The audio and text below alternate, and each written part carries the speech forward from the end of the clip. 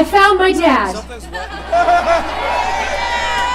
I'd like to present to you Terran Lovewave.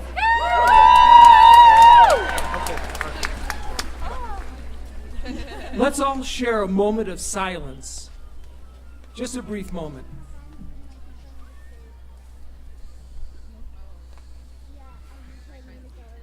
My name is Terran Lovewave, and I am Lindsay Conover's dad.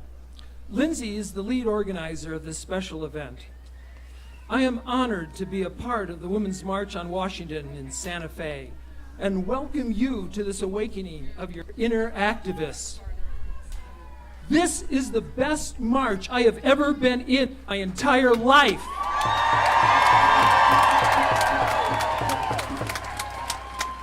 But why am I here today? As a child in the 50s, I remember seeing a cross burning on our neighbor's lawn after that man spoke out to integrate our all-white suburban town of Deerfield, Illinois. On a family vacation driving to Florida, I saw washroom signs that said men, women, and colored, and drinking fountains that said white and colored.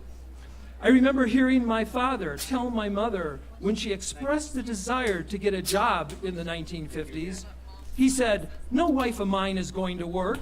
He felt that her getting a job would make him look weak. My mother stood up to him and went out and got a good job and shortly became an office manager. And in the 1960s, I protested and marched against the Vietnam War in both San Francisco and West Lafayette, Indiana.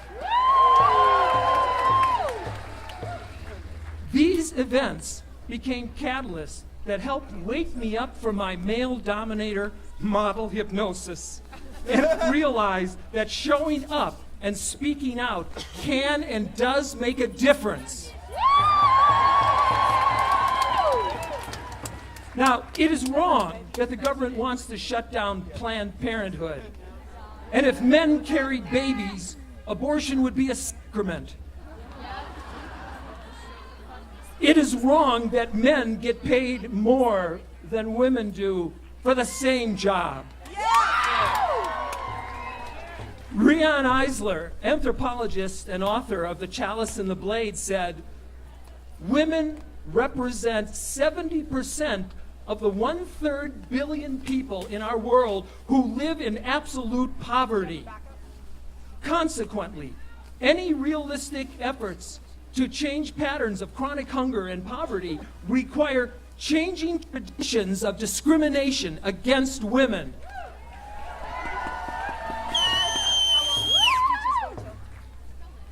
I came here this morning to introduce our daughter Lindsay, and I was passing out stickers and I was at the back of the line, and there are still over 2,000 to 3,000 people still marching on the street coming up here.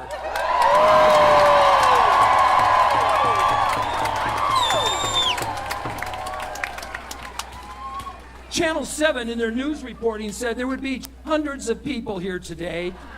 There are over 3,000 people here today.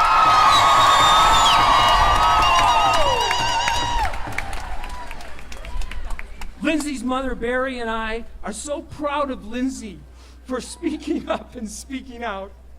A big round of applause for Lindsay, today's speakers, the musicians, the volunteers, and all of you and all of us, the participants who have gathered here today.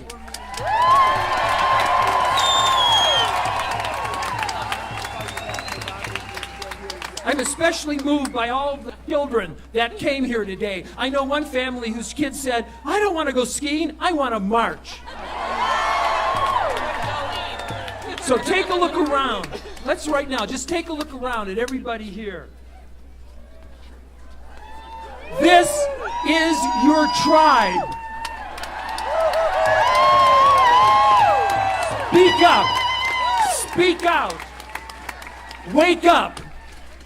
And always get up one more time and never take your right for freedom of speech for granted. Use it or lose it.